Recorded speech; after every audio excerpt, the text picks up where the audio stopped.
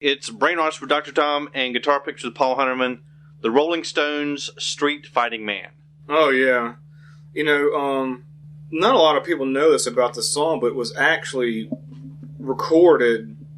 Keith Richards played an acoustic guitar into a cheap cassette recorder. Oh, yeah? Yeah, using the condenser mic and all that. That's what he did. And the drums are actually some sort of toy practice kit that was all in a box, and it just unfolded. So it's not an actual real trap set and all that. But that song's got so much juice, man. It just makes you want to go out and, you know, kick some butt. You know? I mean, it's just, you know, it's a dangerous song. You know, if you want to get riled up, if you're going to go to some demonstration or something like that, and you want to get riled up about your cause, listen to Street Fighting. You know, it'll get your blood pumping for sure. It's Brainwash with Dr. Tom and Guitar Picks with Paul Hunneman, Joni Mitchell, Woodstock. Right, yeah. Well, not the song itself, but it's editing time again. Maybe I better turn this up a bit.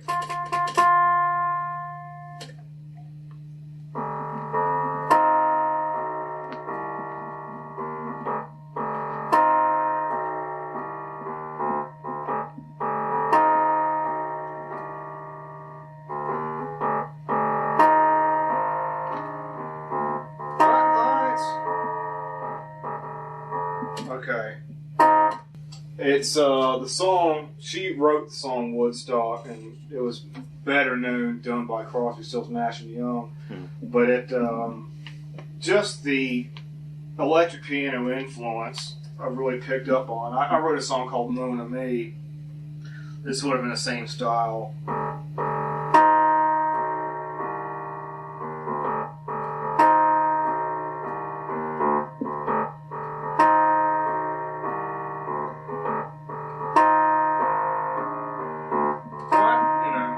That sort of sound, kind of like a sinister walking bass line.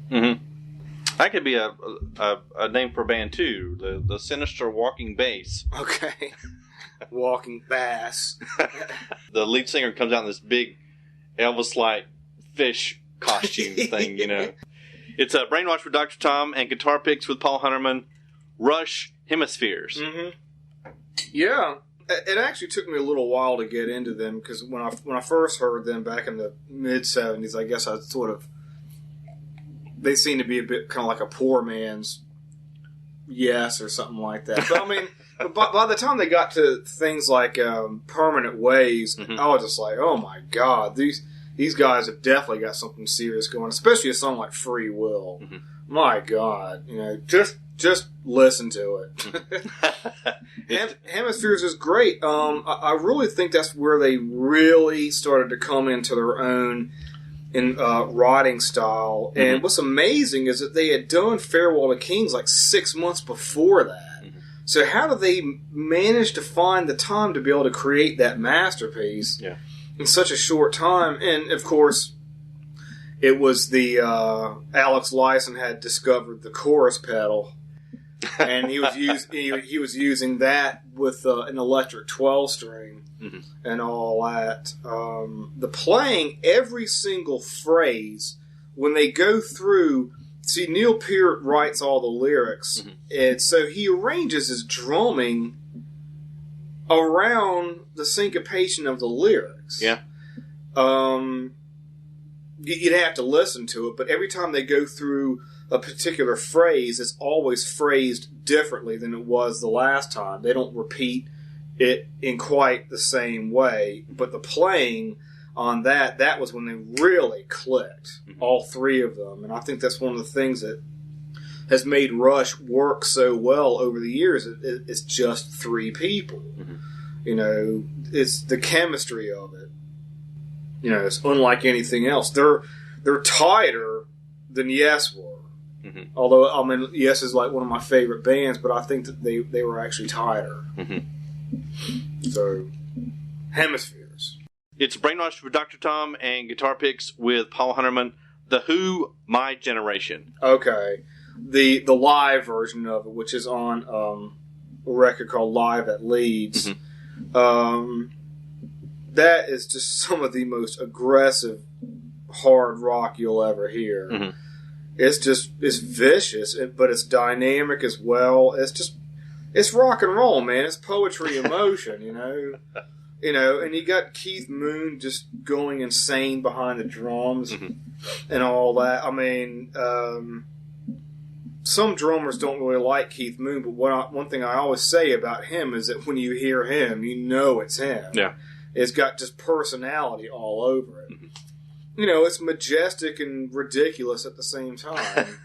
They were great, man. They really were, and Pete is not the most dexterous of guitar players, but I mean, he didn't have to. He was too busy jumping around, but that was, but to great effect, though.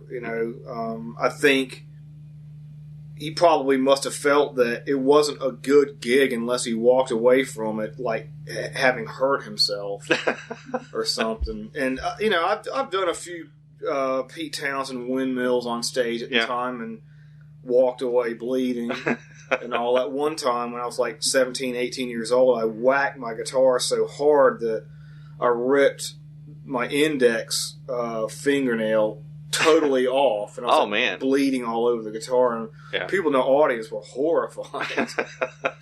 They've never seen that before. Bleeding for your art. But I mean, he would headbutt his guitar and stuff like that.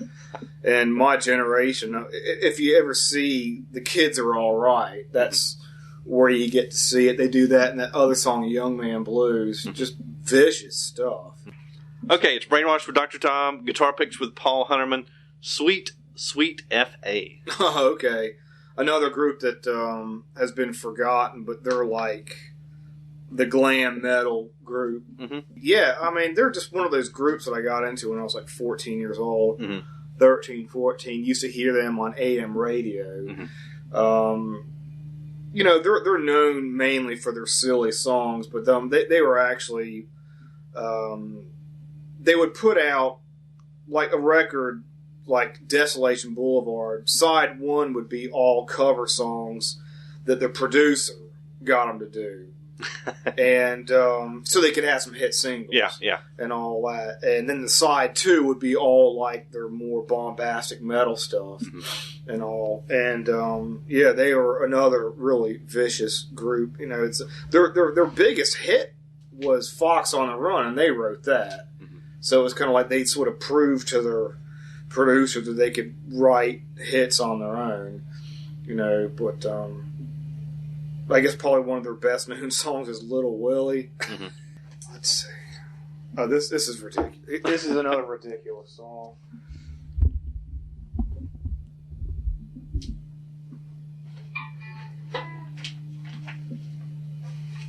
This is not a good example of Sweet as artists.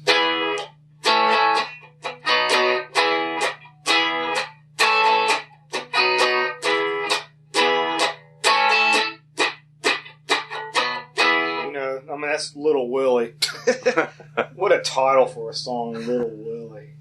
Anyway, that's just that. I mean, it sounds like something the Partridge Family would have done. In fact, they were actually on the same label as the Partridge Family, Bell. It's Brainwashed with Dr. Tom and guitar picks with Paul Hunneman. Jeff Beck, Let Me Love You. One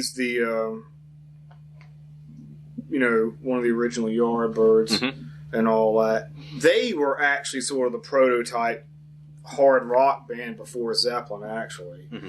And Let Me Love You definitely has, I think, an influence on the early Zeppelin. Some of that sort of bottom-heavy, funky hard rock that they did. I mean, I think they recorded the record in like a week or something. See, this is the way the music business used to be in England back then. Was, you put a band together and you start gigging right away, and you would get this thing called a residency.